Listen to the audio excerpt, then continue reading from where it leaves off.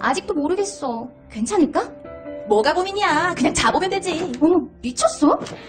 미치지 않았습니다. 2주간 실사용 후 불만족 시 환불 가능한 쇼앤 침대니까요. 딴지마켓 입점 2달째 반품률 0%를 자랑하는 이유 있는 만족도. 이젠 고민하지 마세요. 무어본 몸에게 물어보세요. 너는 뒤로 빠져라.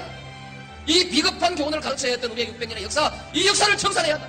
권력에 맞서서 당당하게 권력을 한번 쟁취하는 우리의 역사가 이루어져야만이 이제 비로소 우리의 젊은이들이 떳떳하게 정의를 얘기할 수 있고 떳떳하게 불의에 맞설 수 있는 새로운 역사를 만들어낼 수 있다. 대통령의 말하기 위즈덤 하우스.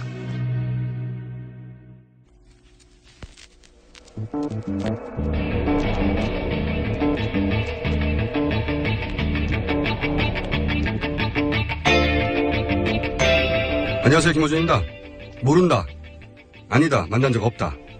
박근혜 대통령을 가장 가까운 거리에서 보좌해왔던 사람들이 최순실을 아느냐 하는 질문에 답변드립니다. 기밀문서 전달 의혹을 받는 비서관도, 연설 기록을 직접 담당했던 비서관도, 청와대에 있었던 그 누구도 모른다고 합니다. 그렇게 모른다는 말에 박근혜계의 좌장이었고 지난 대선 선대 본부장이었던 김무성 의원은 이렇게 말합니다. 아니 박근혜 후보 옆에 최순실 있다는 건 몰랐던 사람이 어디 있습니까? 다 알았지. 그거 몰랐다는 건 거짓말. 김무성 생각이었습니다.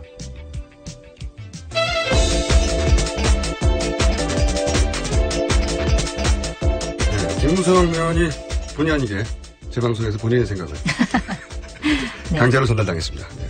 송채경화 기자 나오셨습니다. 네, 안녕하세요. 한겨레 21 송채경화입니다. 자, 최순실 씨 관련 보도가 이제 정점을 향해 가는 것 같아요. 일단 네. 귀국을 했죠. 네, 최순실 씨가 30일 아침 8시에 영국에서 귀국을 했는데요. 현재 어디에 머물고 있는지는 알려져 있지 않고요. 검찰은 오늘 오후 3시에 최순실 씨를 피의자 신분으로 소환해서 조사를 하기로 했습니다. 영국에서 귀국하는 것도 참 재밌어요. 세계일보 인터뷰였죠. 네. 그때 헤센이라고 독일이라고. 네. 최순실 씨의 마지막으로 발견된 집, 소위 호텔들. 거기가 이제 있는 곳이 헤센 주였거든요. 그래서 헤센이라고 했던 것 같은데, 재밌는 것은 그때 세계일보가 인터뷰한 사진 좌측 하단 끝에 보면 콘센트가 나오는데, 네. 독일 콘센트가 아니다 이거죠. 네, 그런 얘기들이 많이 나왔죠. 네, 독일 콘센트가 아니고 유럽에도 교민들이 있으니까. 네. 이건 덴마크 건데 이런 얘기가 나왔고요. 네, 그리고 SBS에서도 덴마크에서 최순실 씨를 본 사람이 있다 이런 증언이 나왔고 또 한겨레 보도에서도 보면 원래 최순실 씨가 머물던 독일에서 이사를 갔는데 덴마크 이사 업체가 와가지고 이삿짐을 실어 갔다 이런 보도도 있었습니다. 그리고 또 결정적으로 삼성이 구매해준 게 아니냐고 의혹을 받았던 말이 있지 않습니까? 네. 10억 이상을 호가한다는 그 아주 비싼 말. 그 말이 훈련하던 곳이 덴마크에 있었어요. 네, 여러모로 정황상 덴마크에 있었을 가능성이 높고. 네.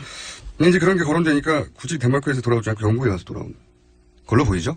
네. 네, 아무래도 딸이 어디 있는지를 좀 알리기 싫은 네. 의도도 있었을 것 같아요. 드러내고 싶지 않았겠죠. 그래서 덴마크 영국 가까우니까 그렇게 온 게 아닌가 라고 추정이 됩니다. 오후 3시에 피의자 신분으로 이제 소환돼서 가면 새로운 뉴스가 막 쏟아져 나오겠죠. 네, 그렇죠. 네. 내일 다루기로 하고. 청와대에서 또 엄청난 개각을 했었습니까? 네, 그래서 박근혜 대통령이 어제 최순실 씨 국정농단 사태와 관련해서 이원종 청와대 비서실장, 안종범 정책조정수석, 우병우 민정수석, 김재원 정무수석, 김성우 홍보수석의 사표를 수리했고요. 또 문고리 3인방으로 불리는 이재만 총무비서관, 정호성 부속비서관, 안봉근 국정홍보비서관도 교체하기로 결정을 했습니다. 저는 이 뉴스가 가진 의미가 굉장히 크다고 생각하는 게, 물론 정치권에서는 문제 있는 수석들 다 교체하려고 하긴 했지만, 네. 이게 이제 교체되는 비서실장, 네. 수석들의 대장이죠. 그리고 정책조정수석, 이 부처 간의 이견을 조정하는 사람이란 말이죠. 그리고 민정수석은 사정라인, 네. 검찰 또는 국정원을 장악하는. 그리고 정무수석은 여의도하고 참고 아닙니까? 그렇죠. 홍보수석은 대국민 메시지를 관리하는. 그리고 주요 인사들을 싹 날라간 거예요. 네. 그리고 몽골이 3인방이라고 하는 최측근들. 박근혜 대통령이 정치인문에서 그 이후 쭉 같이 해왔던. 그러니까 손발이 다 날아간 거예요. 네. 박근혜 정부 인사의 특징이 뭐였냐? 느리다는 겁니다. 기억해 그렇죠. 보시면. 네. 심지어는 총리 자리가 오랫동안 공석했던 좀 많아요. 그런데 이렇게 많은 사람이 한꺼번에 가장 최측근이 다 날아갔잖아요. 어떤 생각이 들었냐면. 네. 거의 정권 교체 수준에 인수위 수준으로 새로운 팀이 꾸려져야 되는데, 그러니까 저는 최순실 씨 뉴스보다 앞으로 개인적으로 더 관심이 가는 것은 누구로 채워지냐. 누가 네. 청와대를 또 다시 움직일 것이냐. 그렇죠. 네. 이게 거대한 권력이 교체되고 있다는 생각이 들어요. 대통령 임기 중에, 대통령은 원래 자기 가까운 사람을 거기 청와대에 넣는 게 맞습니다. 네. 지금 문제는 가까운 사람이 문제가 아니라 가까운 사람 중에 비선, 그러니까 시스템에 들어오지 않고 비선에서 움직였다는 게 문제인 거지. 네. 만약에 최순실 씨가 정말로 가깝고 능력이 있었다면 청와대 비서진을 넣었어야 되는 거죠. 네, 말하자면. 근데 이제 네. 다 잘리는 거잖아요, 이제. 손발이 다 잘리는 거예요. 네, 실제로 뭐 비서실장은 아직 뭐 임명이 안 됐고 신임 민정수석 같은 경우에는 2007년 이명박 당시 한나라당 대통령 후보의 BBK 의혹을 수사했던 최재경 전 인천지검장이 이제 임명이 됐는데요. 이것과 관련해서도 뭐 말씀하신 그 생각에 연결을 그러니까요. 지어서 생각할 수 있는 구석이 있지 않을까. BBK를 수사했다 보다 중요한 것은 BBK를 무혐의로 결정해서 네. 대선 간도의 문을 열어준 분이죠, 이분이. 결정적으로. 그래서 지금 관전 포인트는 누가 그 공백을 메우냐, 청와대 공백을.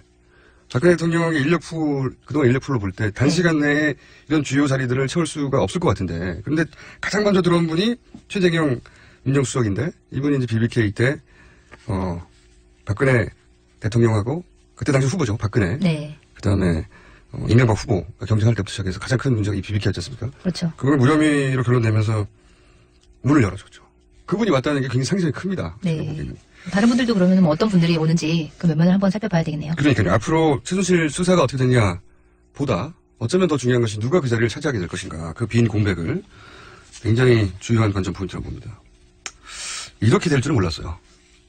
그래요? 이렇게 전격적으로 될 줄을 몰랐다는 아니 말씀이세요? 그렇게 될 줄 몰랐다기보다는 기자회견을 박근혜 대통령이 할 때부터 전 이상하다고 계속 얘기했지 않습니까? 아, 네. 왜 이런 인터뷰 기자회견 말도 안 되는 기자회견을 네. 할까.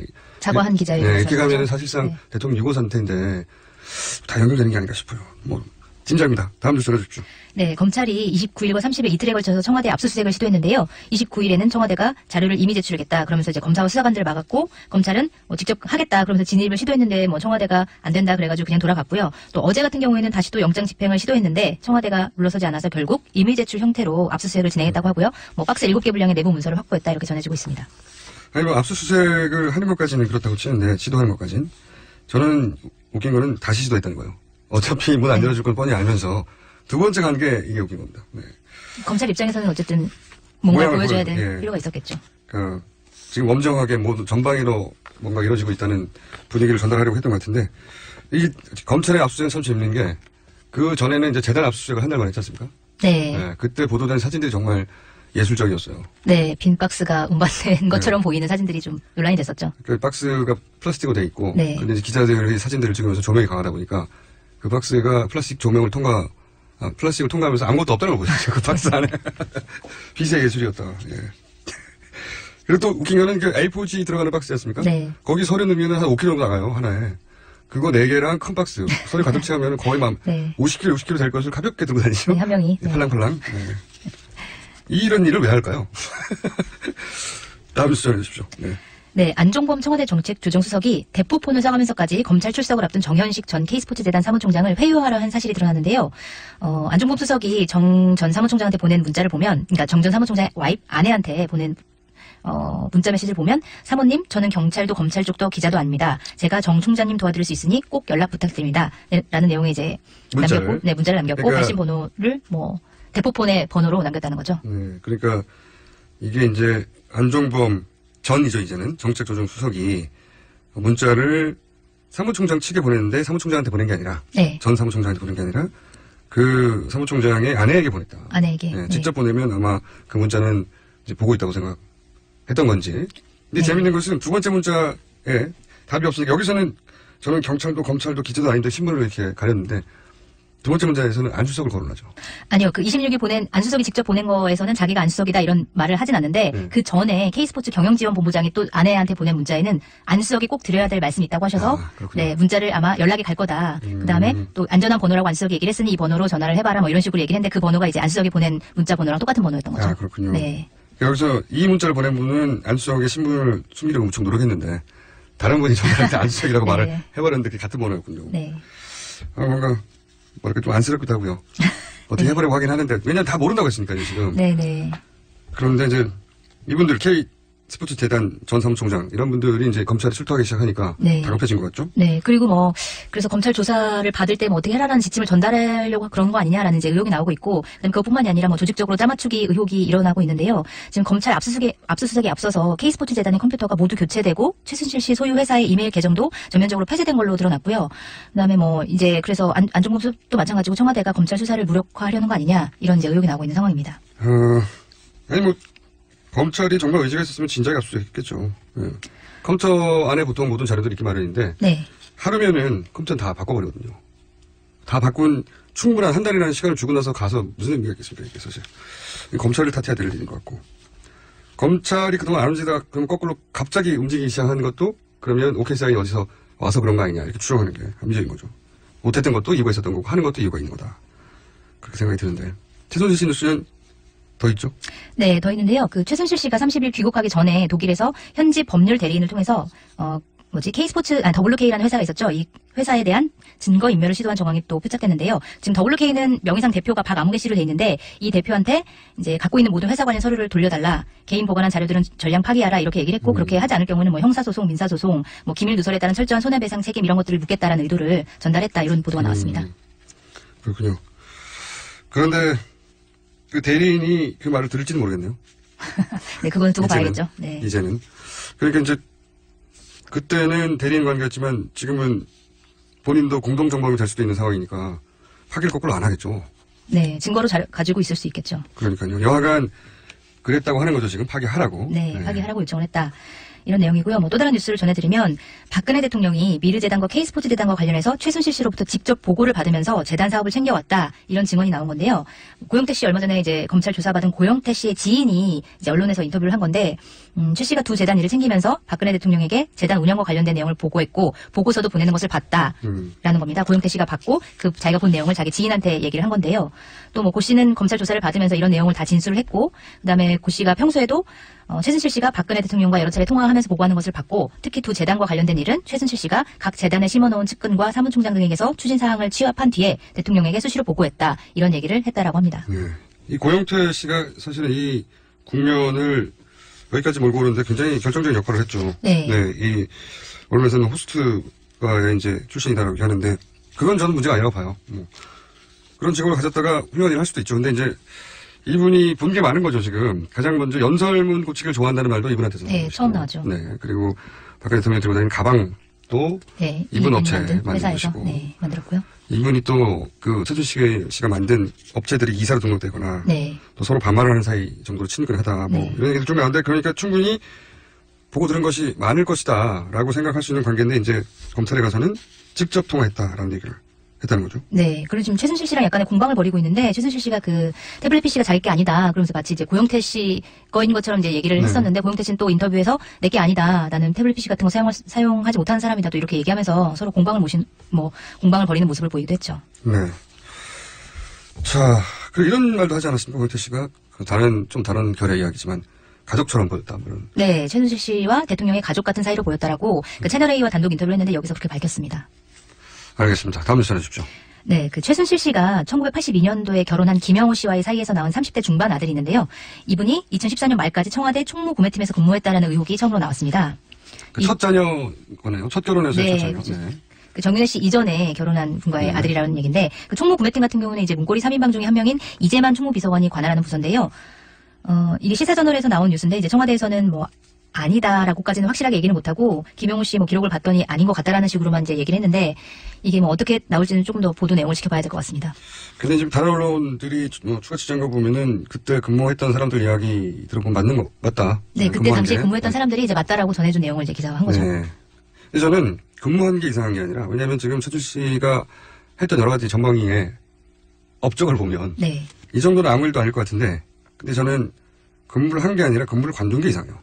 아, 네. 이 정도 2014년에. 네, 이 정도 백을 가지고 사실 거기 들어갔으면 네. 거기서 중간에 관둘 이유가 없거든요. 그 정도 백이면. 근데 왜 관뒀을까? 저는 기자들이 근무했다가 아니라 왜 관뒀을까를 취재했던 겁니다. 더군다나 총무 구매팀이면 청와대에서 쓰는 물건들을 구매하는 곳이잖아요. 네. 생각해보면 과거에 2014년에 잠깐 국회에서 문제가 됐던 게 청와대에서 왜 95만 원짜리 휴지통을 사느냐. 네, 그런 논란도 문제 있었지 제기가 나온 않습니까? 적이 있었죠. 2014년이요. 그걸 한번 추가 취재해 주십시오. 네. 왜 관뒀나? 저는 왜 관뒀나의 키포인트가 있던 겁니다. 다음 순요? 네, 최순실 씨뿐만이 아니라 최 씨의 친언니인 최순득 씨가 그 박근혜 대통령의 측근 실세로 행세했다는 증언이 나왔는데요. 지금 지난 20년간 최 씨 자매와 매주 모임을 가졌다라는 어떤 분이 잠깐만요. 네, 그러니까 최순실 씨가 아니라 최순실 씨 언니. 네, 최순득 씨. 네. 언니가 처음으로 등장하나요? 네, 언니가 처음으로 등장했는데 그 지난번에 저희가 얘기를 해드렸던 장시호 씨의 어머니이기도 그렇죠. 하고요. 예. 네. 저희 그 방송에 고정 출연하는 안민석 의원이 갑자기 네, 장시호 씨가 실세다. 즉각 조사해야 된다고 했는데 그 장시호 씨 어머니. 예. 네. 네, 이분과 이제 친분을 갖고 있다라는 뭐 지인의 인터뷰를 보면 최순득 씨가 이렇게 해라 저렇게 해라라고 지시를 하면 최순실 씨가 이에 따라 움직이는 현장 반장이었다. 그래서 뭐 순실 씨를 비선 실세라고 하는데 사실은 최순득 씨가 숨어있는 진짜 실세다. 이렇게 얘기하는 내용입니다. 그냥 지인이. 네. 아니 언니니까 이렇게 하세요 저렇게 하세요는 하지 않았겠죠. 그리고 당연히. 네.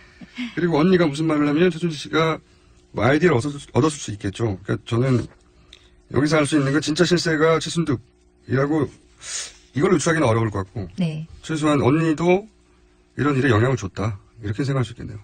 어쨌든 그걸 봤다는 거 아닙니까? 네. 이렇게 저렇게 하라고 그러면 전화하고 이런 걸. 네. 근데 이제 본인이 옆에서 보기에는 이래라 저래라 하고 전화까지 하니까 진짜 실세 아니냐고 혼자 생각했다. 네, 뭐, 그 그리고 정도? 실제로 최순득 씨가 뭐 박근혜 대통령과 성심여고 동기동창 사이라는 건 잘 알려져 있고요. 그 다음에 2006년에 박근혜 대통령이 괴한한 테스에 습격당했을 때 그때 뭐 최순득 씨 집에 일주일간 머물렀다. 이런 것도 이제 보도가 되고 있습니다. 뭐 가족 정도로 가깝다고 하니 그럴 수는 있는 것 같고 진짜 실세라고 하는 건 이제 이분의 주장이네요. 네, 맞습니다. 네. 이분의 주장입니다. 주장이고 다만 이제 그 가족들이 이런 영향을 줄 수 있었다. 여기까지는 알 수 있는 거네요. 아직도 뉴스는 많은데 그죠? 다르지 네, 않은 맞습니다. 뉴스가 너무 많이 쏟아져서 오늘 여기까지 다뤄야 될 것 같습니다. 네. 지금까지 송채영아 기자였습니다. 감사합니다. 네, 감사합니다.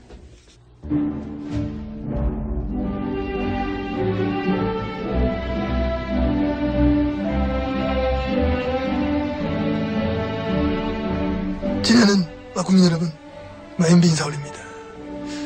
오늘은 차마 안녕이라는 말은 참 꺼내기 힘든 것 같습니다. 먼저 송구하다는 말씀부터 올립니다. 조희의 이 국정농단 사태, 아니 말로는 표현할 수 없는 이런 너무나도 황당한 이 권력 비리에 얼마나 상심들이 크십니까? 저 또한 국민의 한 사람으로서 또한 전직 VIP로서 이 느끼는 실망과 자괴감 도저히 참 말로써 표현을 다 할 수가 없다. 이런 정도라는 확신을 저는 가지고 있는 겁니다. 어떻게 이럴 수가 있느냐? 응? 어떻게 나라를 참 이 지경으로 만들고 이 국민을 기만할 수가 있는가? 그하고 무엇보다 참 통탄할 일은 어떻게 내를 능가할 수가 있느냐? 참 참으로 비통합니다. 나는 내가 최고인 줄 알았다. 그 누가 나타나도 나는 못 이길 것이다. 이런 확신이 있었는데 전 그런 면에서 이거 우리 참 부족했다. 이런 말씀도 드리고 또 그하고 우리 또 김어준도 알고 보면은 참 충격적인 그런 사실이 있지 않겠는가. 난 그래서 저 인간이 수염을 기르고 머리를 길고 자신의 얼굴을 가리며 이렇게 하는 게 아니냐. 나는 얼굴이 참 지저분한 저 얼굴 뒤에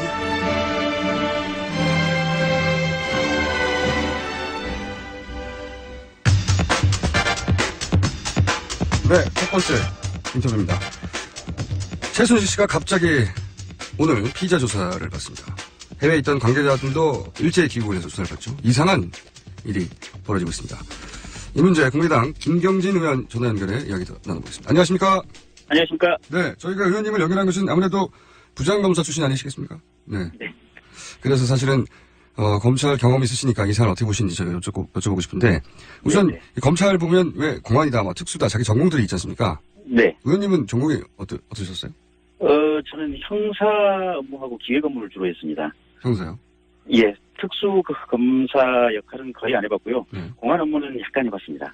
알겠습니다. 그러면 형사 사건을 다루신 관점에서 제가 한번 여쭤보고 싶은데 네. 최순실 씨 주변 인물들이 지난 주말 전후로 해서 갑자기 나타나기 시작했지 않습니까? 네네. 아마도 최순실 씨 인터뷰하고 나서부터인 것 같은데 일반적인 사건, 형사 사건의 관점에서 이렇게 관련자들이 한꺼번에 나타나면 검찰은 어떻게 생각합니까? 누군가가 중간에서 체계적으로 연락을 하고 있다. 또 어쨌든 조정을 하는 사람이 있다. 지금 이렇게 볼 수밖에 없는 것 같아요. 그죠? 그러니까 대통령이 애매한 사과를 하고 최순실 씨가 곧바로 세계일보 기자회견을 하고 그다음에 고영태 씨가 갑자기 태국에서 들어오고 그다음에 조인근 씨가 또 잠적했다가 기자회견을 하고 연설 비서관이었던 조인근 씨. 예.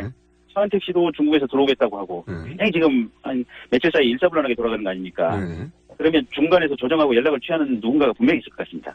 이 검찰 경험, 이건 일반인 생각도 그렇지만 이제 직접 검찰 경력이 있으니까 어떤 사건을 수사하고 있는데 당사자들이 갑자기 검찰한테 나타나고 그러면 이거 누가 짠 거야? 이렇게 생각하는 게 당연한 거죠. 예, 그렇습니다. 네. 거기다가요. 네. 이 사건은 어쨌든 국기문란이라고 표현을 하지만 그러니까 검찰 수사 관점에서 보면 800억대 금품 공갈 사건 아닙니까? 재벌에 대해서 첫 번째가. 네. 두 번째는 청와대에 있는 비밀 문서를 밖으로 빼돌린 지금 이 비밀 누설 문서 유출 사건 아닙니까? 네.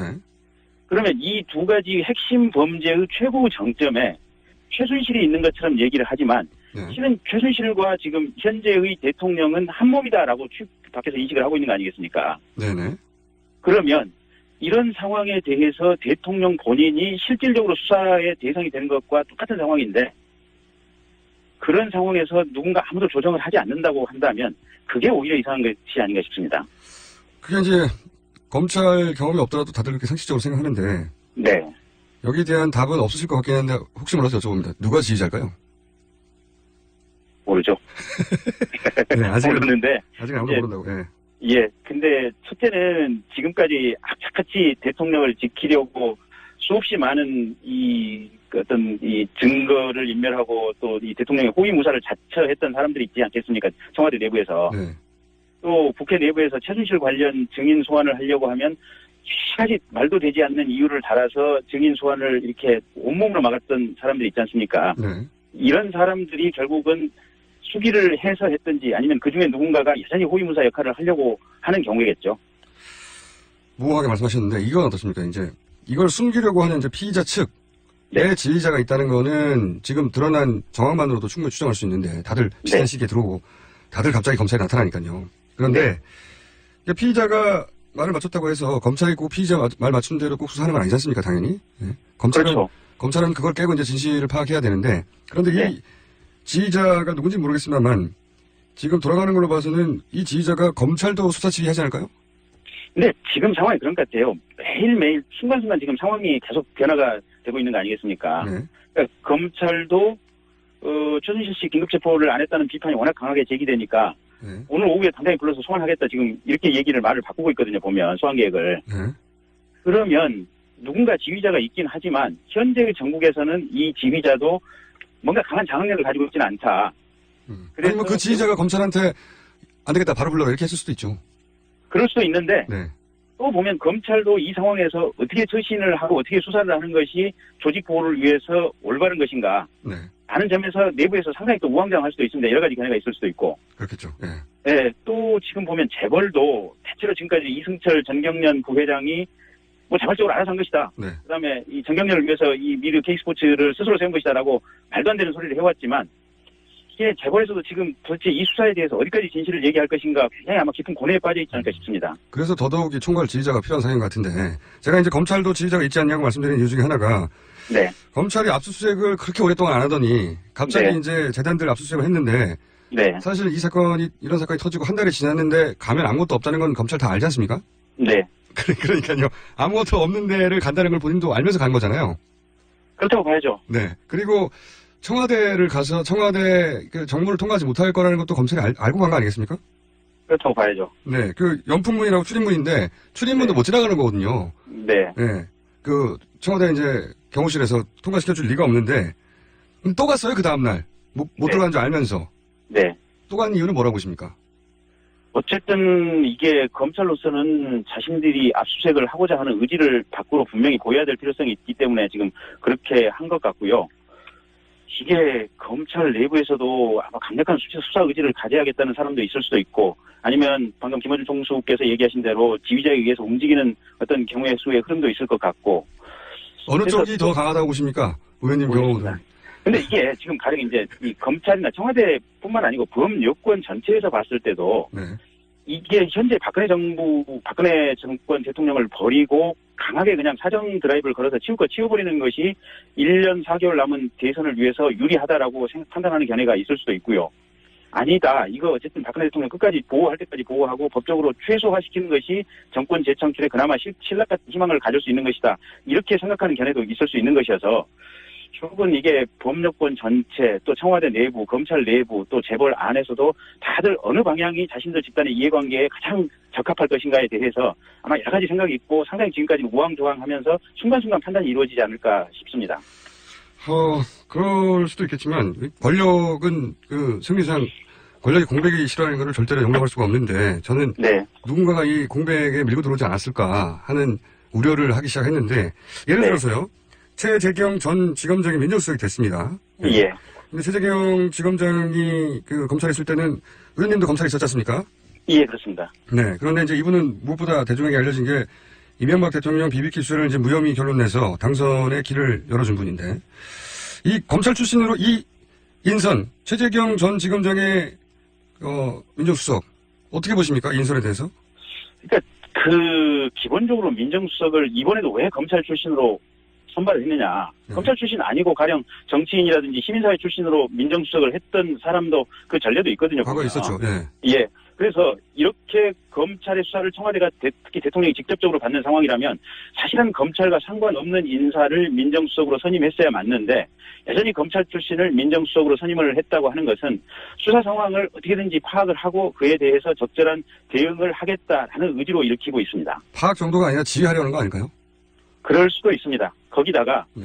우병우 전임 민정수석 같은 경우에는 검찰 내부에서도 호불호가 극명하게 갈리는 경우인데 네. 최재경 신임 민정수석 같은 경우에는 검찰 내부에서 대체적으로 신뢰가 높은 사람입니다. 저도 그렇게 그러니까, 들었는데, 예. 예, 이분 같은 경우는 이제 정치적인 사건에 대해서는 일부 정치적인 결정을 했다라는 비판이 있지만 검찰 내부에서는 그나마 정권에 대해서 할 말을 하고 어떤 이 외부 보호 장치가 되는 역할을 했었다라는 평가도 있어서 내부의 신망도 어느 정도 있기 때문에 그런 점이 오히려 지금 현재의 상황에서 검찰과 적정하게 조율을 할 수 있는 여지도 있다라고 아마 이 대통령이 판단했을 가능성도 있습니다.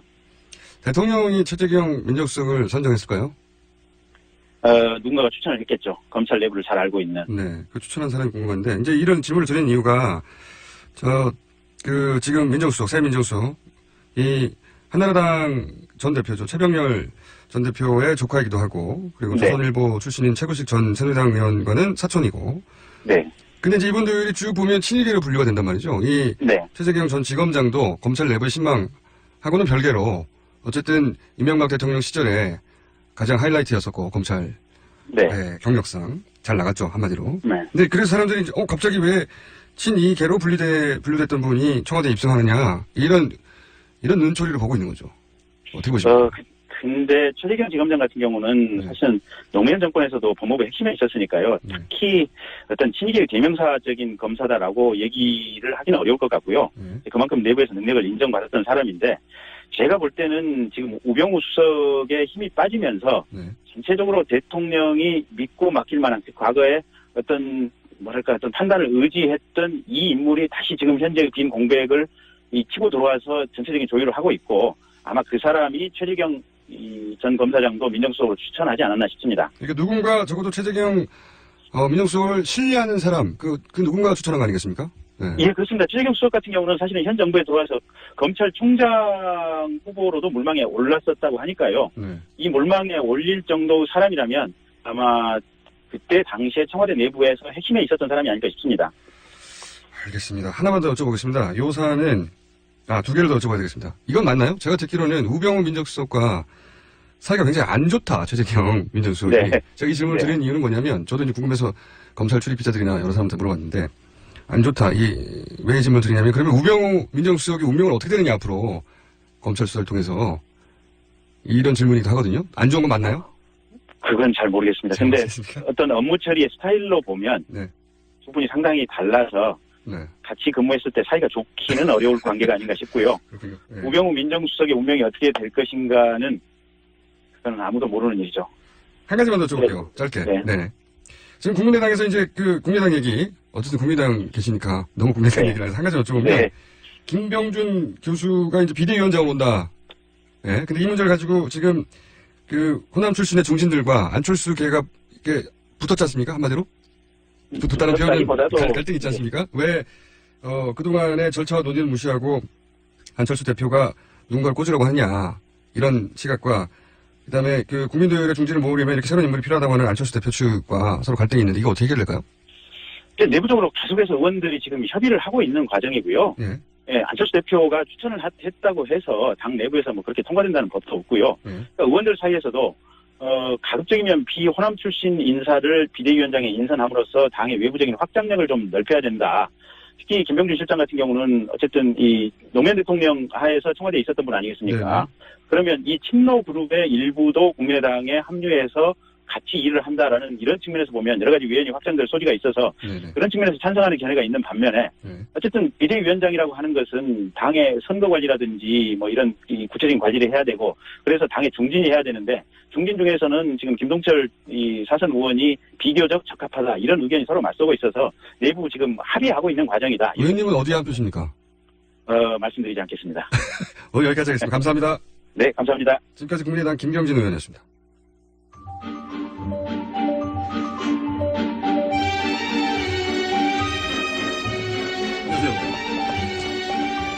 자, 방금 안녕하세요 하신 분은 최진경 변호사입니다. 오프터 레코드 안녕하십니까? 네, 반갑습니다. 최진영입니다. 네, 제가 소개하기도 전에 인사를 하셨어요? 네, 들어오시면서 늦게.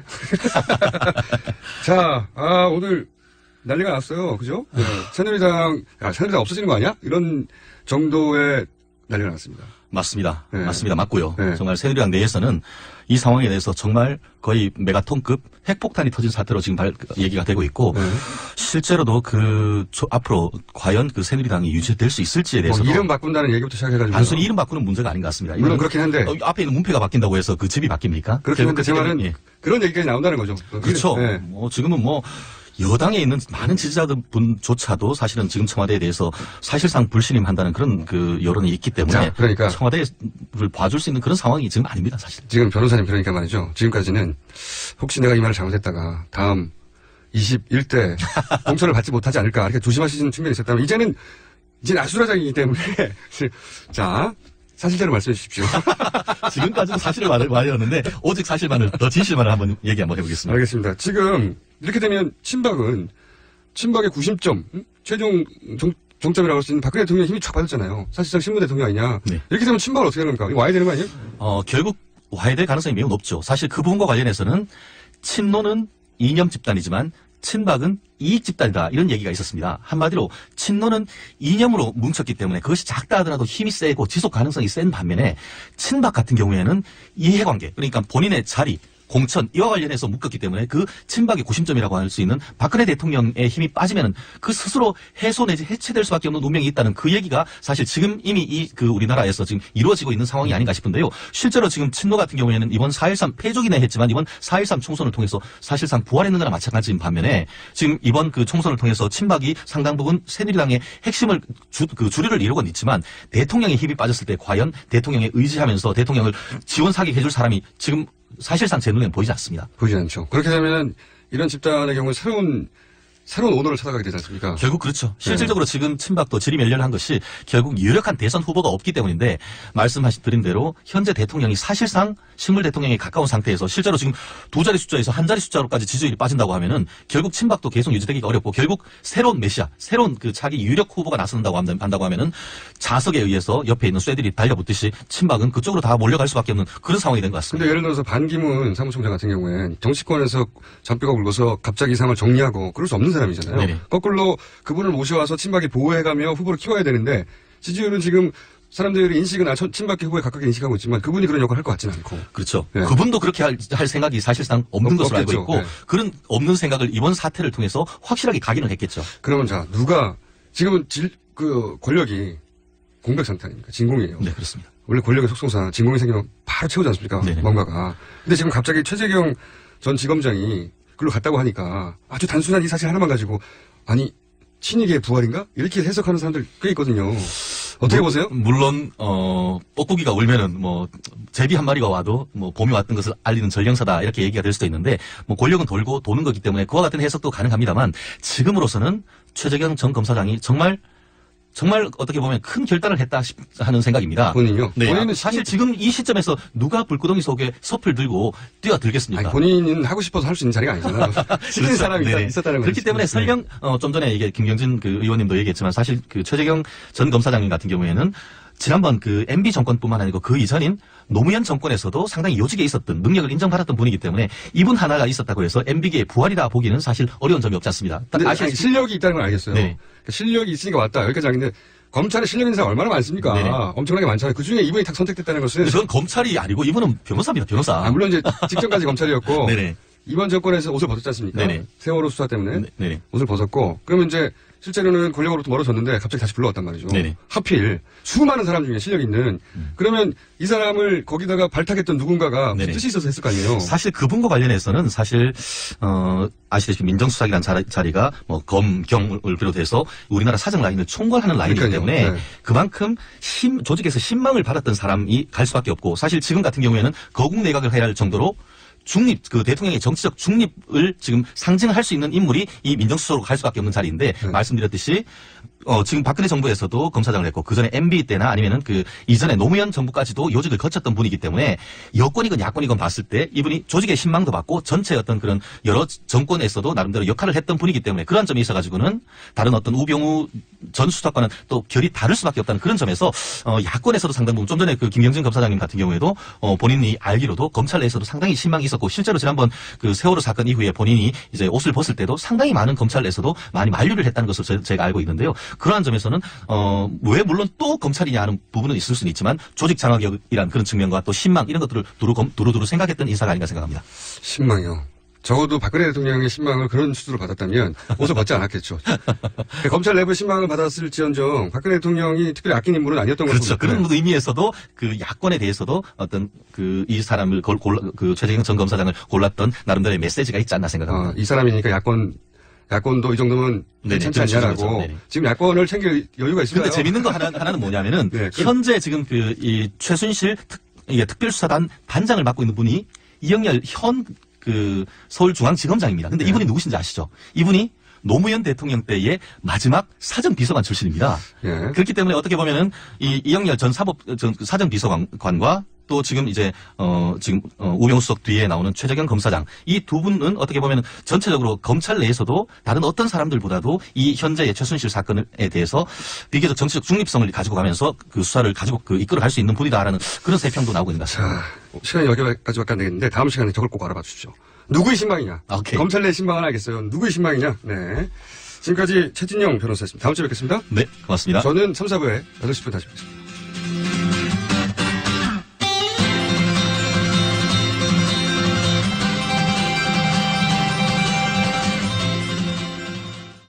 어머니 또 감기 드셨어? 사들인 온열 매트가 몸에 잘 안 맞으신가? 네, 거기서 주무시고 아침에 일어나면 몸이 많이 찌뿌둥하시대요. 기력도 없으시고. 결국 전자파 문제가 큰 것 같네. 가만, 우리 회사 김대리가 요번에 온열 침대를 샀는데 유지비도 저렴하고 밑에 열선이 없어 전자파가 아예 제로라던데? 정말요? 침대 이름이 뭐래요? 김대리가 구매한 침대는 다존 군불 침대입니다. 기분 좋은 따뜻함 군불침대. 검색창에 군불침대를 입력해보세요. 구매 문의는 02-2245-3531.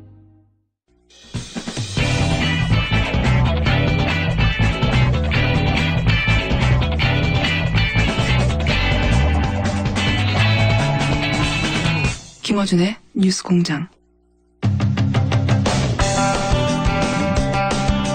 네, 3부 시작합니다. 김어준 뉴스공장 인터뷰 두 번째 시간입니다. 지난 일요일 새누리당은 청와대 거국 중립 내각을 공식적으로 요구했습니다. 어떤 의미가 있는 것인지 거국 중립 내각을 애초에 제안했던 정병국 의원 전화 연결해 이야기 들어보겠습니다. 안녕하세요, 의원님.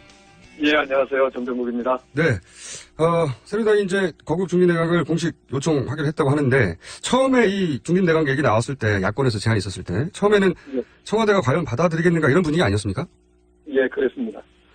의원님은 애초부터 이 거국 중립내각을 받아들여야 한다 이런 입장이었던 걸로 아는데, 이번에는 청와대가 받아들일까요? 좀 받아들여야 된다라고 보고요. 네. 제가 처음서부터 거국 중립 내각을 요구를 했던 것은 지금 최순실 사건으로 인해서 대통령 리더십이 거의 붕괴된 상황이다 이렇게 봅니다. 네. 지금 야당만이 아니라 국민적 요구가 이대로는 안 된다는 상황이고요. 이런 상황 속에서 여야가 합의할 수 있는 국민의 그 의사를 담을 수 있는 이런 내각 구성을 해야지만 이 국가적 위기를 극복할 수 있다는 생각을 했고요. 지금 이러한 국가적 위기 앞에 여야가 저는 따로 있을 수가 없다라고 생각을 합니다. 따라서 여야 간의 머리를 맞대서 그야말로 이런 국가적 위기를 타개할 수 있는 그런 내각을 세우는 것이 저는 옳다라고 봅니다. 그리고 이어서 보도된 것이 이제 그렇다면 책임 총리는 누가 하느냐 이런 이야기 속에 김종인 전 더민주 대표 혹은 손학규 전 대표 이런 분들이 추천됐다고 하는데 이것도 맞습니까? 추천이 된 게 아니라 이제 그런 분들이면 어떻겠느냐는 얘기들이 나온 거죠. 당내에서. 예, 당내에서 나오고 김병준 교수님도 나오고 네. 얘기가 나오는데 다 좋다고 봐요. 이제 중요한 것은 국민이 납득하고 수용할 수 있는 사람이냐 하는 거고, 이러한 것을 놓고 여야 간에 합의를 해서 또 이제 추천을 하게 되면, 대통령이 임명하는 식으로 하게 되면 저는 문제가 없고, 그렇게 총리가 먼저 바뀌고 나서 그 새로 임명된 총리에게 나머지 국무위원들이 사표를 제출을 하고, 그렇게 해서 그 협의를 하게 되면 저는 빠른 시일 내에 이 국가적 위기를 극복할 수 있는 틀을 재건할 수 있지 않겠느냐 하는 겁니다. 그 일부에서는 김무성 전 대표를 책임 총리로 해야 된다는 이야기도 나온다고 하던데. 저는 글쎄 어떤 얘기든 다 좋은데, 네. 중요한 것은 국민적 입장에서 바라봐야 되고 국민이 수용할 수 있느냐 하는 거죠. 국민적 입장에서 봤을 때는 김무성 전 대표가 적합한 후보 중에 한 사람입니까? 의원님 보시기에? 제가 하고 싶지는 않고요. 일단은 누구를 구체적으로 거론을 하기 위해서 또 누구를 놓고 하는 얘기가 아니잖아요. 네. 그래도 누군가 결정돼야 되는데, 그래도 이 사람은 안 된다는 있을 수 있지 않습니까?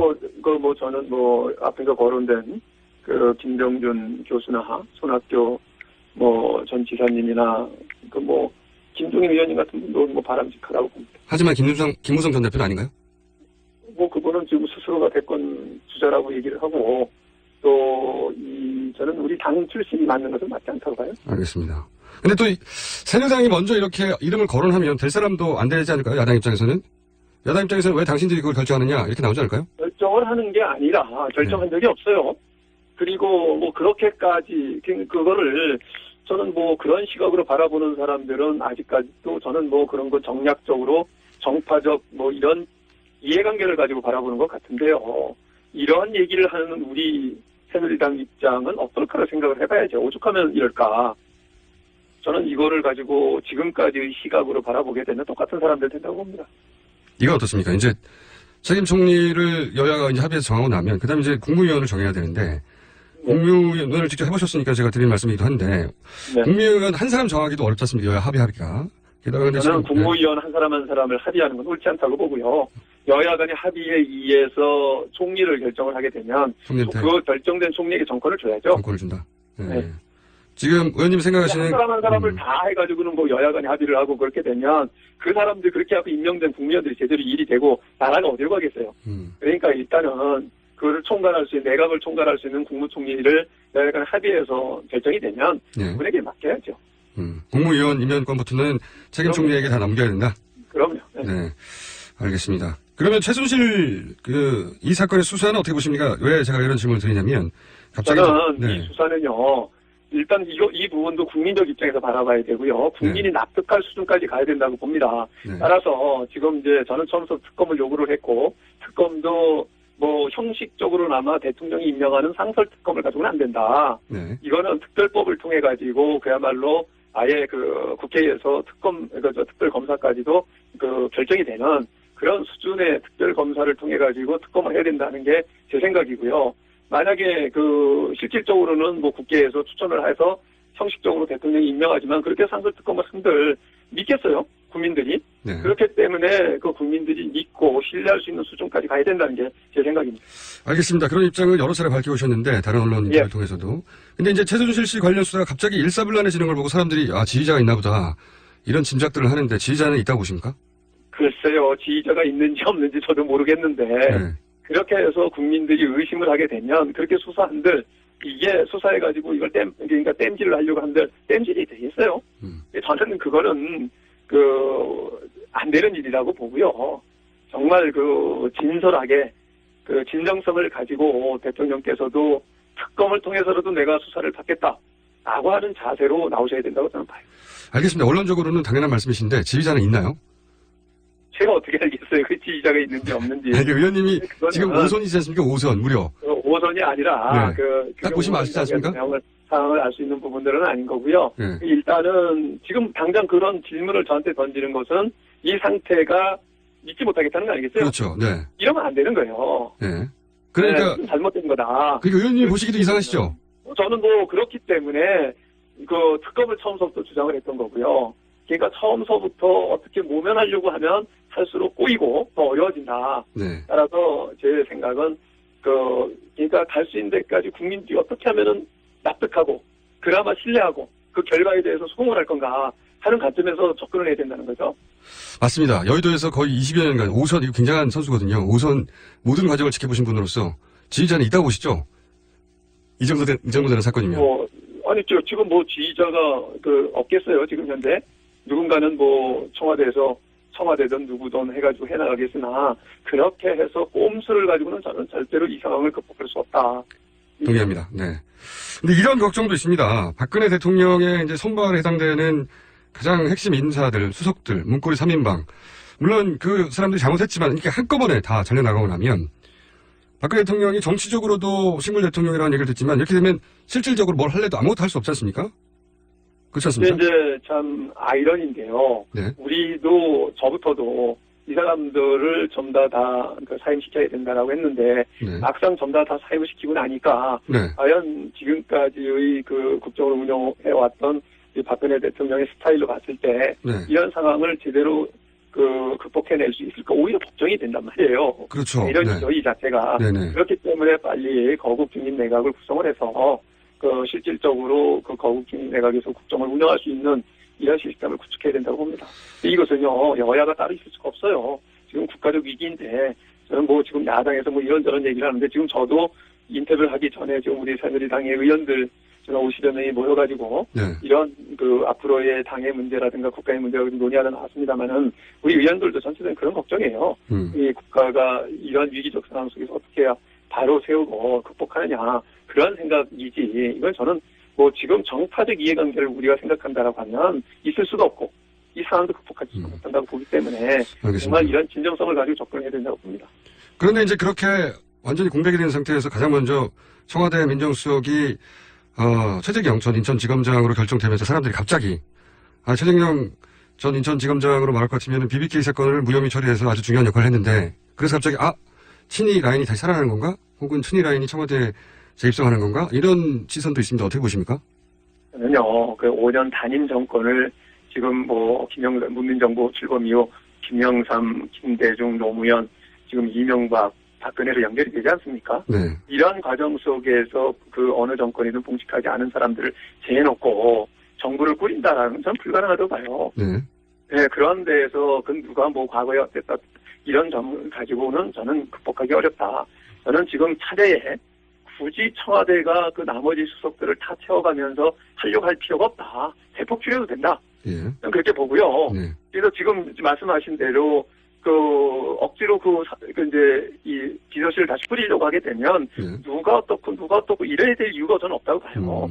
그래서 저는 근본적으로 지금까지의 대통령제의 한계라고 하는 게 지금 대통령제이면서도 불구하고 각 부처가 제 기능을 발휘하지 못하는 걸 보면 역대 정부에서도 제가 과거에 김영삼 정부에서 부속실장을 제가 5년을 했지만 네. 청와대에서 5년 동안 있으면서 느낀 것은 청와대가 지금까 대통령 비서실이 옥상 5기예요. 결국은 그렇게 함으로써 정부 부처가 제 기능을 발휘를 못하는 거죠. 의원 내각제의 정부에서는 장관을 미니스터라고 하지만 대통령제에서는 미니스터라고 하지 않잖아요. 세크리터리라고 그러잖아요. 비서라고 그러잖아요. 네네. 근데 대통령제를 하면서 대통령 비서실이 이렇게 비대한 나라는 없거든요. 알겠습니다. 바로 장관을 내 비서로 생각하고 써야 되는데 그렇지 않다 보니까 역대 정권마다 이런 비선실세가 등장을 하는 거예요.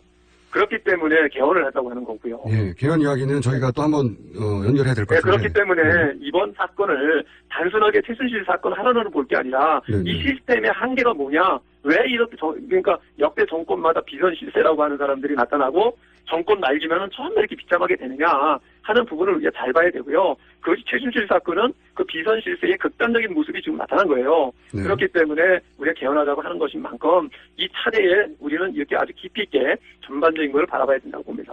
알겠습니다. 의원님도 알겠는데 제가 또 궁금한 것이 있으니까 여쭤볼 수밖에 없는데 이게 최근 언론에서 이명박 전 대통령이 차기 대선은 내가 만들겠다는 식의 보도도 있었고 관심이 많으신 것 같은데 그러니까 이제 갑자기 최재경 민정수석의 등장에 그 뉴스가 떠오르는 거죠. 이게 이제 자연스러운 연상작용인데. 내가 만든다라고 하면 내가 만들어지나요? 네. 저는 그런 언론 저도 보도된 거 봤는데, 네. 제가 다른 사석에 말씀을 여쭤봤더니 그런 얘기 말씀하신 적이 없다고 해요. 네, 다들 없다고. 예. 지난번 이재호 전 의원도 없다고 하시는데. 예, 그거를 그런 어떤 의지 표명을 한다고 해갖고, 그게 마음대로 됩니까? 그러니까요. 과거에는 마음대로 절대 안 될 것 같았는데 이렇게 갑자기 권력 공백이 생겼으니까 가능성이 있지 않을까요? 공백이 생겼다라고 해서 그러면 그 임명을 이명박 대통령이 하셨나요? 하시진 않지만 안 되는 얘기고요. 말이 안 되는 얘기입니까? 네. 안 되는 얘기고 그걸 말장난하려고 하는 꼴이고 이거는 그래서 저는 그게 누가 되고 안 되고 중요하다고 생각하지 않고 저는 제가 말씀드린 대로 굳이 청와대 대통령 비서실 이참에 이게 다 갖출 이유가 저는 없다고. 그럼 이재명 대표나 정진석 원내대표는 책임을 지금 물러나야 됩니까? 저는 우리 새누리당도 자유롭지 못하다고 생각을 해요. 네. 저는 대통령 탈당하라 이런 얘기들을 하는 사람들도 있는데 저는 극단적으로 새누리당도 공범이라고 했던 사람이에요. 나부터 같은 책임을 갖고 있다 이렇게 저는 생각하기 때문에요. 저부터도 우리 박근혜 대통령 만들기 위해서 앞장섰던 사람 아니에요. 그렇기 때문에 우리가 자유롭지 못하다고 생각을 하고 또 지금까지 이 사건이 터지기 이전에 국정감사에서 최순실과 관련된 증인 채택하는 과정서부터도 그분들은 비호했고 앞장서서 막았기 때문에 이런 부분에서 저는 자유롭지 못하다고 보죠. 알겠습니다. 지금은 새재경 민정수석 한 사람 가지고 친이계 부활이냐 아니냐 말하는 건 말이 안 된다는 이야기도 일리가 있는데 다른 수석들이 이제 진영을 갖출 때 그때 혹시 그런 분위기가 있으면 다시 한번 전화 연결 드릴 테니 그때 꼭. 저는 지금 말씀드리잖아요. 네. 굳이 다른 수석을 채울 필요가 없다고 봐요. 민정수석, 홍보수석 둘러도 충분하다? 아니, 그것조차도요, 저는 네. 꼭 필요한, 네. 인력 이외에는 굳이 다 그걸 세팅할 필요가 없다는 거죠. 오늘은, 지금, 네. 옥상옥으로 비대해진 걸 차제에 좀 계속 축소를 해서, 거국 내각을 구성을 해서, 분권화하는 과정을 실험을 하는 것도 의미가 있다고 봐요. 이게 전화위복으로 우리가 바꿔갈 수 있는 방법이 아니겠어요? 예. 제가 이제 자꾸 이명박 대통령 얘기를 물어보는 건 이제 대표적인 친이계로 새누리당이 남아있는. 친이계가 없어요. 저는 아닙니까? 한 적이 없고요. 네. 저는 원래 제일 처음에 정치할 때 김영삼 대통령으로부터 시작이 된 거죠. 네, 물론 그렇게 그렇기 하죠. 때문에 와이스계라고 하는 건 동의를 하는데 네. 친이계라고 하는 것은 한 적이 없고 예. 다만 제가 그때 대통령 만드는데 박근혜 대통령 만들 때도 앞장섰고 이명박 대통령 만들 때도 앞장을 섰고 그 이후에 이명박 대통령에서 장관을 했던 것 때문에 친이계라고 한다고 해서 친이계인지 모르나 저는 그런 어떤 계파를 가지고 정치해본 적이 없습니다. 알겠습니다. 앞으로 그럼 친이계라고 하지 않고 이명박 대통령 시절 장관을 하셨던 분으로 제가 길게 설명하겠습니다. 그렇죠. 그렇게 말씀해 주세요. 오늘 여기까지 하고요. 요 사안이 좀 진척이 되면 새로운 뉴스가 있을 때 다시 한번 연결하겠습니다. 감사합니다. 네, 고맙습니다. 네, 지금까지 새누리당 정병국 의원이었습니다.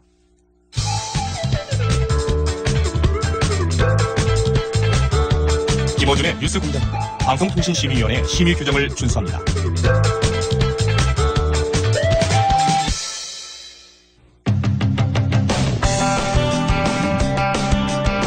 자, 다음 인터뷰입니다. 김어준의 뉴스공장에서 진행하는 박근혜 하야 퇴진 요구하는 촛불 시위가 지난 주말에 있었습니다. 이 집회를 주최한 민중총궐교투쟁본부의 최종진 공동대표 전화 연결해보겠습니다. 안녕하세요. 네, 안녕하십니까. 네. 우선 간단한 질문부터 드리자면 경찰 추산 얼마였습니까? 보이신 분들? 경찰 추산 1만 2천 명이라고 얘기하는데 네. 제가 볼 때는 최소한 3만 명 이상은 되는 것 같습니다. 네, 경찰 추산은 원래 한 3분의 1에서 5분의 1 정도 되지 않습니까? 예. 그러면은 올해 있었던 집회 중에 가장 많은 분들이 모인 셈인 것 같은데 그렇습니까? 예, 그렇게 보고 있습니다. 그리고 이제 요즘 집회는 크게 나누자면 이렇게 주최한 측에서 모은 분들이 주를 이루는 집회하고 일반인들이 참여하는 자발적으로 참여하는 그게 주를 이루는 집회하고 크게 나눠지는데 요새. 예. 주말에는 어땠습니까? 예, 10월 1일 날 저희들이 대학로에서 백남기 어르신 사망 소식 듣고도 시민들이 참 많이 나오셨는데요. 네. 그저께 집회 같은 경우에도 주최 측에서는 사실 미리 이만큼 많이 모일 거라고 예상 못했습니다. 네네. 근데 일반 시민들이 워낙 많이 나오셔가지고 저희들도 참 너무 이렇게 고무되고 있는 이런 상황입니다. 그렇군요. 참여하신 분들의 나이대라든가 계층은 어땠습니까? 10대 중학생들부터 교복 입은 고등학생들까지 다양했습니다. 저는 대학생 60대까지 다양했고 수녀님들 가끔 또 이렇게 신부님들은 말할 것도 없고 농민들, 노점상들 각계각층이 특히 이제 가족들이 단위로도 많이 눈에 띄었습니다. 그렇군요. 이게 집회가 성격이 전 국민적이다 이렇게 가능할 때 가족 단위가 오느냐 아니냐로 가능하기야. 하면 되는 법인데, 그러니까 이 사안은 특정 계층이 아니라 연령대가 아니라 전 시민적으로 참여.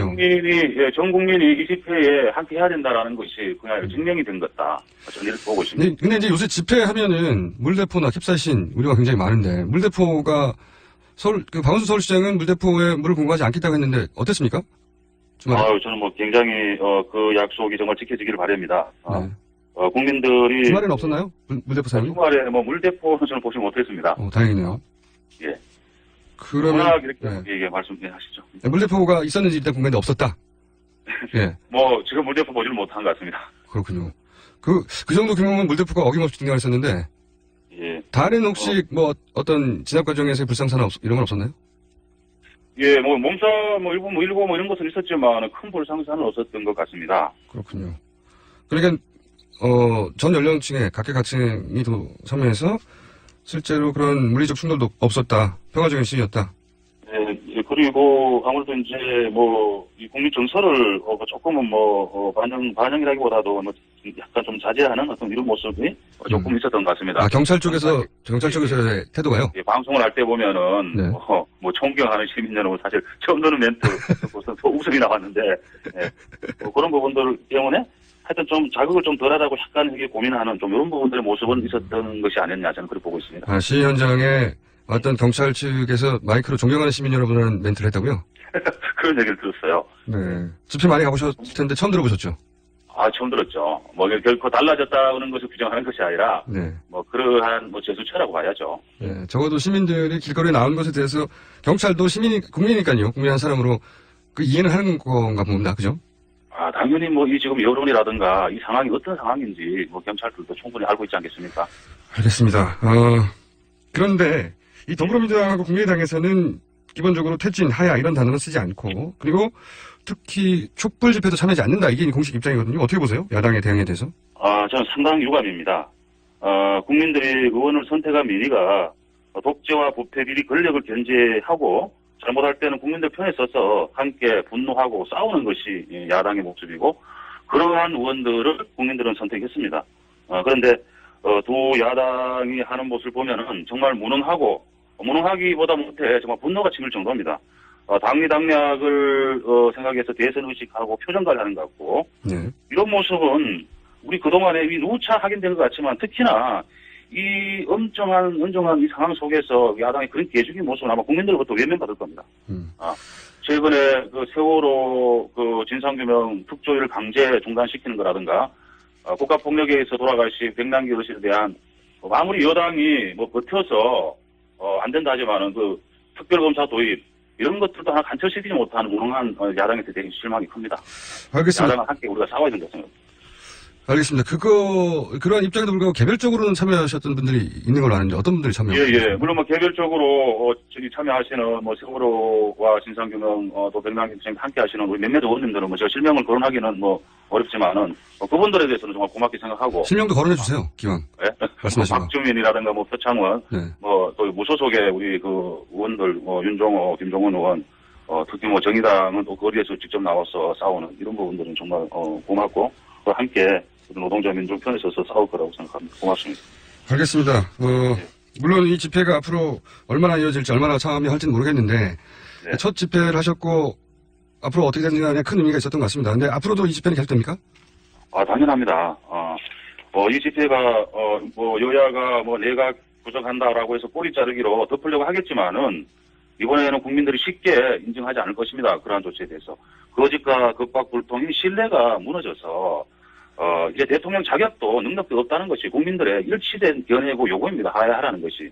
국민 70%가 탄핵되나 하야된다는 목소리를 높이고 있는 이 상황을 적당하게 꼬리 자르고 넘어가려 하면 더 큰 저항을 가져올 수밖에 없다고 생각합니다. 다음 집회는 언제입니까?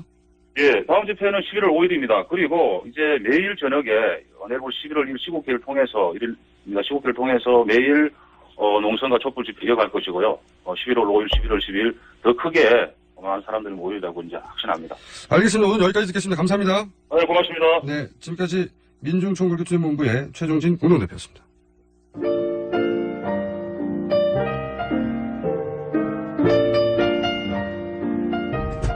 네, AS입니다. 오늘 오전부터 TBS 어플이 너무 버벅거린다. 오전에 송채 경화 기자복을 다 놓쳐버렸다. 속상하다. 이런 문자 메시지 많이 왔습니다. 네. 저희가 최근에 접속자 수가 폭증을 해가지고요. 네. 서버를 확충하려고 한다고 합니다. 너무 많이 들어서 그런 거예요, 여러분. 저희 잘못이 아니고요. 여러분들 잘못입니다. 네. 주의해주세요. 여기까지 하겠습니다.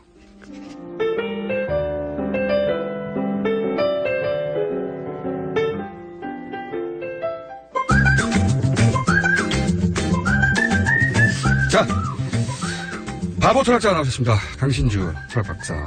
안녕하십니까. 네, 오늘 안녕하세요. 주제를 제가 좀 전에 딱 들었는데 네. 듣자마자 빵 터졌습니다. 샤머니즘. 샤머니즘이요. 철학과 샤머니즘 사이에 뭐 관계가 있습니까? 제가 샤머니즘이랑 싸우면서 철학이 발달을 해왔죠, 사실은. 이 인류 이 사상사를 보면 샤머니즘을 극복하는 노력을 했던 게 철학사입니까? 네, 철학이 저 인간 중심적으로 가고, 샤머니즘은 항상 이제 체제나 정권, 원래 이제 무당이라는 게 나타난 게 이제 농경사회 정착하고 국가 생기면서, 이제 그러고 생겼다 보니까, 당연히 이제 억압기구에 일정 정도 들어가 있죠. 그래서 뭐 근대 이후에 이제 서양만 하더라도, 이제 그 샤머니즘과 싸우는 거죠, 뭐. 예.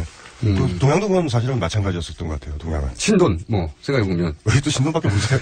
아니, 그것보다 더 거슬러 올라가서 아마도 신정일치 사회가 있었겠죠. 있었죠. 근데 네. 이제 우리 동아시아는 그걸 좀 빨리 벗어났었던 좀 정도인데. 그래요? 그래서 오늘도 이렇게 우리가 지금 시국과 관련돼서 외신이랑 기타 등등 뭐 샤머니즘 정치였다 뭐 이런 얘기도 나오고. 그래서 이제 샤머니즘에 대해서 좀 얘기를 좀 해봐야 되겠다. 그러면 이제 유명자한 철학자 중에 너무 낡은 철학자인데 한 2000년 전 철학자. 샤머니즘에 대한 코멘트가 있는 순자라는 사람 아세요? 맹자, 순자, 공자. 네. 친하진 않는데 들어는 봤습니다. 그 순자라는 양반이 2000년 전이니까 이미 이제 통찰을 하고 있었는데 기우제 얘기를 해요. 기우제 많이 지내잖아요. 네. 그러니까 지금도 사실 촌에서도 지내니까 기우제에 대해서 이렇게 얘기하는데 기우제를 지내면은 비가 오냐 이렇게 스스로 자문을 해요. 순자가 스스로 그랬더니 상관없다. 그때 이미. 네, 근데 그 뒤 코멘트가 재밌어요. 요거를 국민들과 백성들한테 어떤 불안과 공포를 가라앉기 위해서 기우제를 지내는 게 좋은데 군주도 그렇게 믿고 있으면 그 나라는 완전 망한다. 그러니까 순자 입장에서 이제 순자가 좀 약간 현실주의적인 그 유학자였거든요. 그러니까 이 사람 생각이 이런 거예요. 일단은 민중들은 개돼지 같으니까 기우제를 지내면 언젠가 오겠지 하면서 이렇게 기다릴 수 있는데. 그러니까 이제 통치 대상들이 불안해하면 정권이 불안정하니까 그 사람들을 속여서 불안을 좀 가라앉힐 수는 있지만. 그런데 군주가 그거 믿으면 나는 망한다. 군주조차 그걸 믿으면 안 된다. 근데 이제 우리 사회가 날카롭네요. 네, 우리 사회가 그 보도대가 맞다면 국민들은 안 믿는데 통치권자가 믿고 있다. 이러면 이거 진짜 좀 이상한 거죠. 국민들은 더 이상 안 믿는데 군주가 이걸 믿고 있는. 그러니까 2000년 전보다 못하는 거죠. 우리가 사실은 뭐 극단적으로 이제 이게 비유가 적절한지 모르겠지만 중동 같은 경우에 뭐 IS 문제 있잖아요. 그 집행부들은요 절대 그 신적인 거 믿지 않아요. 그런 얘기 정말 많이 나왔어요. 그러니까 IS에 들어가 있다가 탈출한 사람들 얘기를 들어보면 자기는 이제 그 신을 믿고 종교적으로 들어가죠, 다. 네, 종교적 이유로 들어갔는데 들어가 봤더니 정치 조직인 거예요. 그 실제로 그 집행 상층부를 이루는 사람들이 그 이라크에서 후세인 밑에서 권력을 쥐고 있던 사람들이 쫓겨나가서 글로 간 거거든요. 상층부는. 그러니까 그 IS보다 우리 사회가 못하면 큰일 나는 거죠, 사실은. 큰일 나는 건데. 그쪽은 최소한 지도부들이 이거 정치적으로 이용해서 사람들을 모객해서 일종의 자기의 정치적 힘과 여러 가지 힘을 얻겠다. 뭐 이런 건데. 그건 2000년 전에 통찰이고 있는. 근데 지금 사실 굉장히 심각한 거죠. 그런 점에 있어서는. 심각하죠. 그래서 믿기지가 않는 거죠, 사람들이. 예, 그러니까 이제 이 샤먼이라는 게 근데 또 한편으로 따져보면 우리 일반 국민들에서 일부분들도 사실 우리야 어떤 최고 권력자가 아니까 상관없는데 불안하게 되면 종교에 이렇게 의지를 하잖아요. 기복신앙도 하고 샤먼이 아직도 투명되고 굿도 하고 이럴 수 있는데 일반 사람들이 불안하니까. 이제 기댈 데가 없는 거죠. 예, 근데 민주주의 국가에서 만약에 최고 통치권자가 이러고 있다면 2000년 전에 순자가 딱 보면 이상한 나라다? 그러니까 2000년보다는 우리가 지금 좀 상태가 좀 좋아야 되지 않을까. 2000년보다 상태가 좋아야 되지 않을까. 2000년 말고 그 이후 서양 철학자 중에 샤먼을 거론한 샤먼이라는 건 일단 아까도 얘기했지만 기본적으로 인문학자들이 싫어하고요. 그러니까 그 무의도식하는 인간들이 샤먼이잖아요, 사실. 정치에 붙고 마야 잉카만 하더라도 어떤 정치의 위기, 그러니까 샤먼의 역할은 살기 힘들면 백성들이 도망가잖아요. 그걸 못 떠나게 하는 역할이거든요, 사실은. 좋은 세상이 곧 올 거야. 곧 올 거야. 가면 곧 해결될 거야. 이제 그 역할을 해주면서 권력을 강화하는 역할을 해왔었기 때문에, 그러니까 실질적으로 그런 모습들이 안 좋다라는 거죠. 그래가지고 이제 스스로 이제 구원을 해야 되는데 민주주의 사회라 그러면 개개인들이 주인이 역할이 돼야 되는데 그냥 모세 기다리듯이 그냥 누군가 우리를 구원해 줄 거야. 이 메커니즘인데 누누이 얘기했지만 지도자가 그걸 믿고 있으면 큰일 난다는 거죠. 우리가 어떤 사람이 그 사람이 누구든지 간에 선배든 누구든지 간에 지도자라면 우리는 그 사람의 합리적인 결정들 그리고 그 사람이 누군가한테 지배되고 있다 그러면은 대부분 사람들은 그 사람을 지배하고 있는 사람에 지배되는 거잖아요. 이건 그 민주주의 사회에서 사실은 있어서는 안 되고 있다면 이제 슬픈 거죠. 그래서 나중에 어떤 식이 되는지 모르지만 무당이나 샤먼과 관련 안 됐다고 좀 나왔으면 좋겠어요. 이건 진짜 창피한 일이라서. 아니 저도 사실은 박근혜 정부에 대해서 비판적인 입장을 가진 분들도 어느 순간 이게 허탈해지는 거거든요. 내가 결국 샤먼과 싸웠던 거야. 이런. 그것도 있죠. 그리고 자존심이 상하는 거예요. 아니었으면 좋겠고. 명색이 지성인인데. 아니었으면 좋겠다는 생각을 거꾸로. 제발, 최순실 씨 큰 역할 안 했지? 이런 뉴스가 나오기를 오히려 거꾸로 기대하게 되는. 근데 그러니까, 그러기에는 너무 예. 많이 왔어요, 뉴스가. 남루하고 아주 비참하죠. 그러니까 뭐 비루한 현실이에요, 사실은. 그러니까 뭔가 이득을 따지거나 뭐 기타 등등 음모가 있고 이랬으면 좀 납득은 되는데. 맞습니다. 자만적 정치다. 이러면 이 비판하기도 뭐하고. 이미 2000년 전에 순자가 비판했는데 새삼스레 또 하기도 뭐하고. 이게 불과 일주일 전만 해도 저희가 이 지상파 라디오에서 이런 식의 얘기를 할 수가 없었어요. 설마도 있고, 그죠? 예. 설마도 있고, 에이, 아닐 거야. 그런 루머가 있다 하더라도, 이 어떤 저지선 같은 게 있잖아요. 거기까지는 아닐 거야라고 하는. 아, 옛날에 폭삭 물어줬어요. 옛날에 그 단어 있잖아요. 그 샤먼의 전문 단어. 우주적 기운. 이런 혼. 예. 그러니까 혼이 옛날에 정상. 철학자잖아요. 그러니까 그 워딩은 모든 샤먼 쪽에서 진짜 종교거나 혹세미문이라는 거 항상 쓰는 워딩이거든요. 그러니까 우주의 기운. 우리를 수동적으로 만드는 거. 우주적 기운이 어디 있어? 그러면 그거 읽는 사람 마음대로라고요. 우주의 기운이라는 멘트하고 몇 가지 멘트가 있죠. 그리고 그 국정교과서 가지고 지금 이제 다시 국정교과서로 역사교과서를 국정교과서로 만든다고 하는 논란이 있을 때 야당의 이제 대표가 가서 교과서 어떤 부분이 구체적으로 문제냐 그랬더니 박근혜 대통령이 그때 했던 말이 전체적인 기운이 그러하다고. 무섭죠. 굉장히 무서운 게 그 기운, 우주적 기운. 사실 어떤 교과서에 어떤 항목이 자신의 역사 철학과 맞지 않다고 분명히 말할 수 있어야 하는데 그걸 통째로 바꾸려고 하는 거니까. 그러니까 이런 거거든요. 기운이 그러하다고 해버리면 무당들의 느낌이 안 좋아. 뭐 이렇게 되면 이게 뭔가 느낌이 안 좋아. 네. 그리고 또 막연하죠. 이게 대화가 더 이상 진행이 안 되는 게요. 아니 그 무당 말, 샤먼 말을 듣고 일상생활 중에서도 누가 그랬어? 아니 구슬했는데 점괘가 그렇게 나왔어. 이렇게 말하면은 그걸 믿냐? 그런데 그 다음 대답이 그 사람이 잘 맞추면 어떡할 거야? 그렇죠. 여기서부터는 대화가 더 이상 이어지지 않아요. 네. 그렇지 맞출 수도 있지. 그렇게 믿는 사람하고는 더 이상 대화가 이루어지지 않거든요. 그러니까 어쨌든 간에 이번 기회에 전 국민이 샤머니즘에 좀 단절을 좀 했으면 좋겠어요. 그러니까 아이가 공부 못하면 그냥 못하는 거예요. 그거를 막 어떻게 해가지고 기도의 힘으로 어떻게 해보시려고 그러는데 이것부터 하니까 이게 좀 문제가 되는 것 같아요. 그래서 그냥 좀 남루한 현실이지만 온 국민이 이번에는 샤먼과 단절하는 계기로 삼았으면 좋겠다. 그런 생각이 그렇게 되지는 않을 거라고 저는 생각하는데 그건 인간 본성 중에 가장 약한 부분을 치고 들어오는 거라 그거를 이제 고등 종교가 차지하기도 하고 그죠? 그걸 샤먼이 차지하기도 하고 어떤 사람은 이성으로 그렇죠. 넘어서기도 하고 네. 그 이성으로 넘어서다 그게 직업이 되면 철학자가 되는 거 아닙니까? 그렇죠. 네. 그러니까 이제 저도 이제 신분이 철학자니까 철학자는 샤먼적 느낌이 되면 촉이 확 살아요. 왜냐하면 샤먼이 사는 철학자는 죽거든요. 우리 이성적이기 때문에. 아니 근데 왜 점에 철학 상담이라고 돼 있어요? 인생 철학 상담 이렇게? 아니 사람들이 철학자 그러면 철학가는 생각을 해요. 에이 이 형 이렇게 된 거 당신들이 원하는. 아니 저는 어릴 때 거기 가면은 철학자들이 앉아 있는 줄 알았어요. 철학관이라서. 아 저도 처음에 돌아다닐 때 그랬다니까 자꾸 이름 지어달라고 그래요. 그래서 처음에 우리는 이름 짓는 게 아니다 그래도. 아주머니나 아저씨들이. 그래서 제가 배웠어요 그냥 이름 짓는 법을. 이름을 줘요 그냥 요새는. 내가 철학자라고 그러면 우리 이름 좀 지어달라고 그랬어. 네, 사주 받으려고 그랬어. 사주 받으려고. 그래서 철학자는 살기 힘들어요 우리 사이가. 근데 그걸 좀 지어주고 대충 그냥 이름 지어 이렇게 물어봐요. 믿어요? 이름 사주 믿어요? 그럼 믿는데. 그럼 이름 지어주고 안 믿어요? 그러면 짓지 말라고 그러고. 왜냐면 옛날에도 참 낡은 시대에 이름 짓는 책들 사주 책들이 있거든요. 그거 해주는데 남루하죠. 그러니까 그 부분이 이제 우리 사회의 문제이기도 해요. 철학관? 그러면은 점치는데 샤먼. 그러니까 철학자는 또 계속 싸워야 돼요. 우리는 점치지 않아요. 뭐 이렇게. 아직도 그래요, 근데? 많이 그렇죠. 지방 가면 아주 심하죠. 그러니까 철학자 그러면 이름, 손금 그리고 얼굴 피하고 관상 본다고 제가.